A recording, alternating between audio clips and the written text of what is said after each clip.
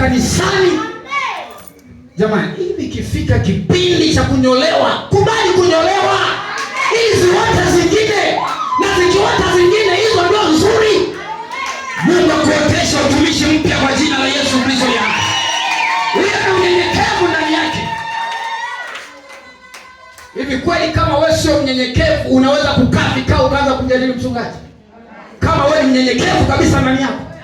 Ndio maana kuna wakati mwingine tunaishi na wachawi ndani ya kanisa.